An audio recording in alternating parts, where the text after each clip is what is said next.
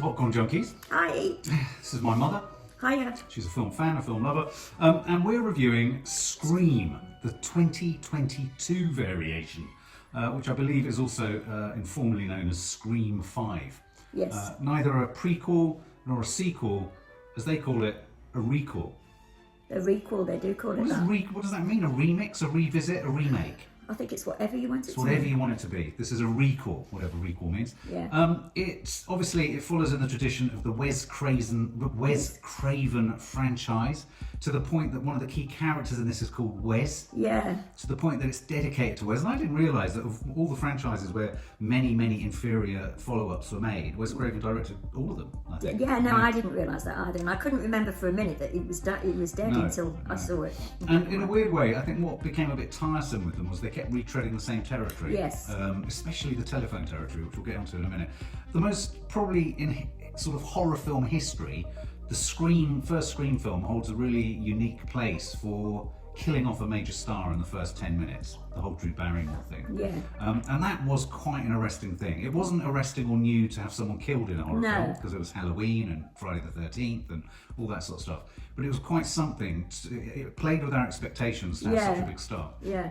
Now, every other film since has played with this idea of being on the phone in the first scene. Yeah, and also the whole thing, if I'm not going too fast, but of never knowing where the scare comes from. The first scene in this film is, in a sense, a retread of the original film, and as I say, many scenes in the others. I thought she was good, that girl. She was good. That young girl was good throughout it. And the whole thing of who's phoning, she discovers it's not the person she thinks is phoning. Then there's quite a nice little riff on the house tech, trying to lock the doors and being unlocked. Yes, I thought that was good. And then you've got old Ghostface suddenly turning up. And here's my problem. I have always got this problem with slasher movies. You've seen Halloween Kills, haven't you? I haven't seen it. Yes.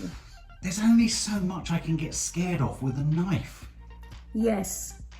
I would say unreservedly as well, and maybe this is totally the wrong thing to say, is that this film isn't scary at all. No. It isn't. Right down There's to lots of things, but it's not scary. Yeah, and it's kind of gory, and it's kind of, so, it's the usual ubiquitous set of Ghostface kills various people. We don't know who Ghostface is. We don't know if he's one Ghostface or several. We don't know if there's one or two. There's many.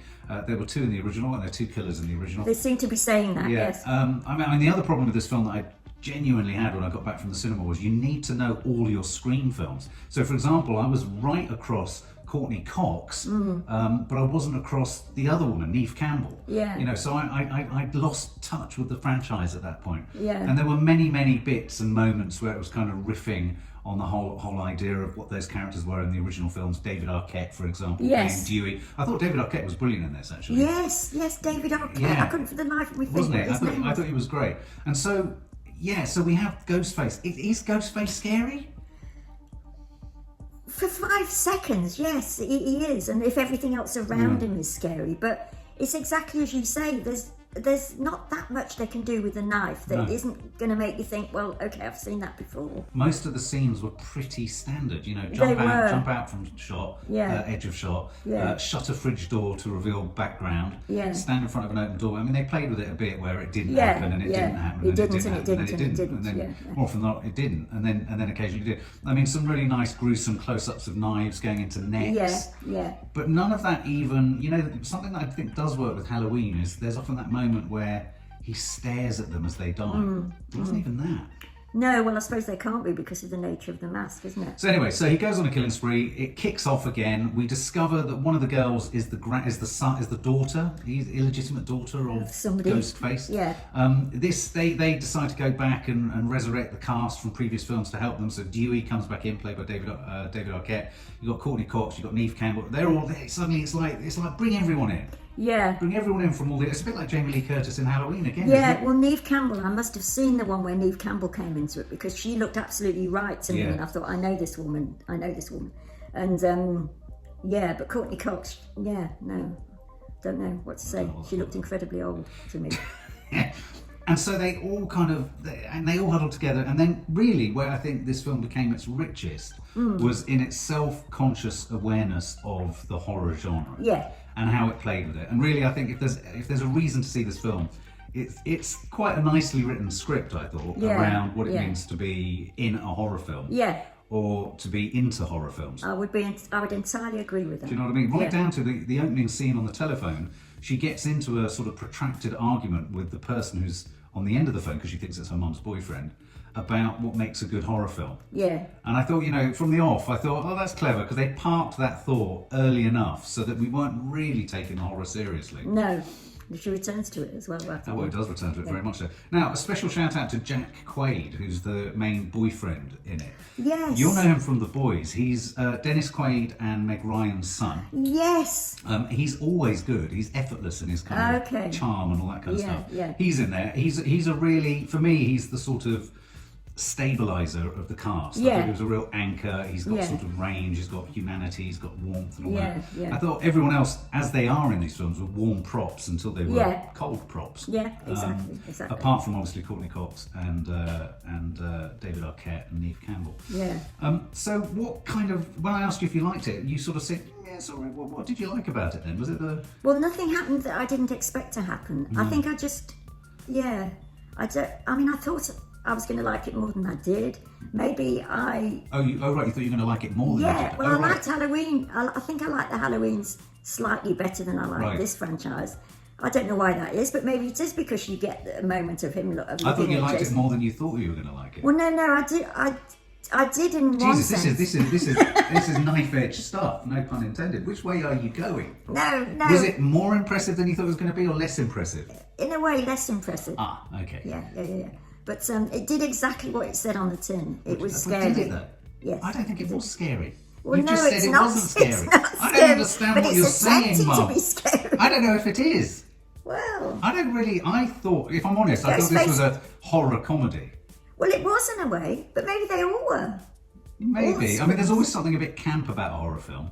Well, there is. And also, a guy that works in the cinema who is a huge Scream fan said to me at the end, well, did you like it? And I said, yeah-ish. And he said, you've got to know all the others. Well, I just said that, and you said, no, you don't. Well, he said that. And he said, but this is I can tell you, he said, but Mum, you're going backwards and forwards in what you're saying. This is the best since the first one.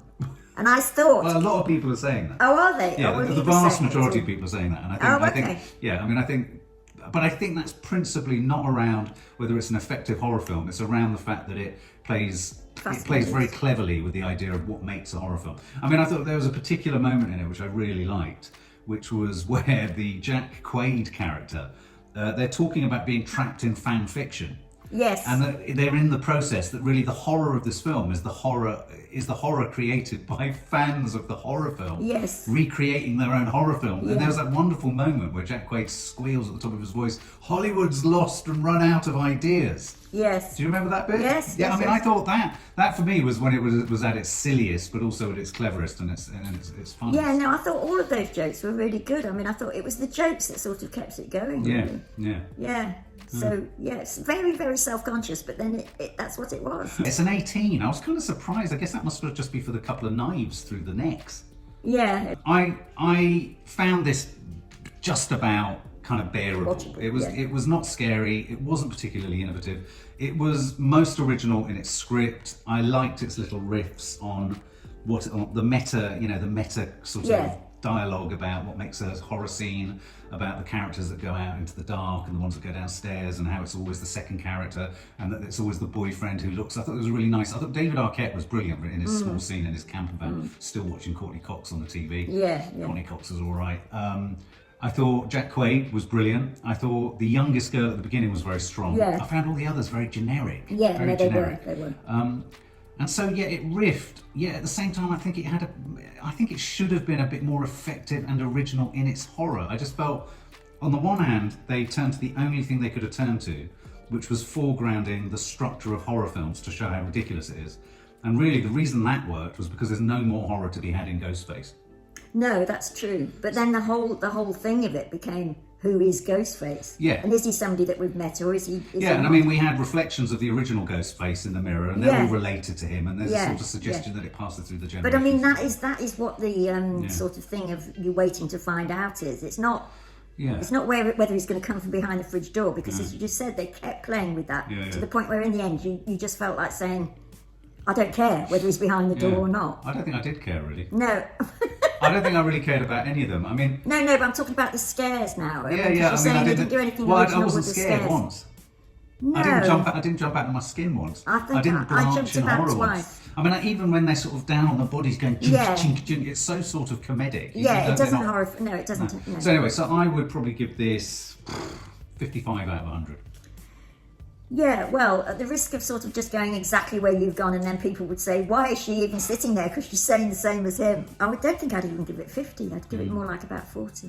Yeah, Rotten As a Tomato- comedy film. As Yeah, a that's why I'm giving it as horror. much as I did. I'm giving it that just for, some mild entertainment value on Yeah. in the script. But when it Yeah. comes to horror, I didn't really feel this was a horror film. No, but isn't that because true horror films have got so sophisticated? I mean, she starts off saying what she's saying about true horror films at the beginning and comes back to that. And then the rest of the film is full of these what are stuff that isn't really horror. It's stuff we've all seen before. But in a way, I think it was throwing its hands up there and saying, yes, this is what I am. Well, maybe this is the film that says stop making these films. Yeah. You know what Unless I you mean? can come up with something really Well, he different. says that, doesn't he? He says Hollywood's run out of ideas. Yeah. They just keep requeling Yeah, and requeling and prequeling and sequeling. That's exactly it. I mean, with those, I couldn't remember the word for it, meta Yeah. sort of statements and everything. I thought, yeah, it's literally sort of almost, excuse my language, going up its own arse now because Yeah. there's nowhere for it to go. So in a sense, this film has slashered itself. Yeah. And it's saying, that's it, mate. Yeah, yeah. No more slasher films. Yeah, unless you add something really Yeah, big to I think the you mix. agree. Well, in that sense, I think it's an incredibly sophisticated and radical piece of filmmaking. Yes. What do you think, guys? Do you think that's what it's doing? In that case, it's a really radical treatise on the emptiness and vacuity of contemporary horror films. Yes, okay, but then why would some people be saying they like this one as much as the first one? Because of that. Because that's clever. Oh, I see, okay, yeah. But some of the other ones must have been clever. Yeah, but they were clever in a conventional genre. Yeah, Like, no, that's I true, suppose what okay. maybe people are saying is this is both trying to be one of the series and a critique on the emptiness of making sequels about itself. This film criticises the very fact that Scream 5 has been made. Yeah, no, okay, but it's important that you say that clearly because that is what people are going to get from it. For more film and family fun, don't forget to click the subscribe button and make sure to click the bell to never miss an update.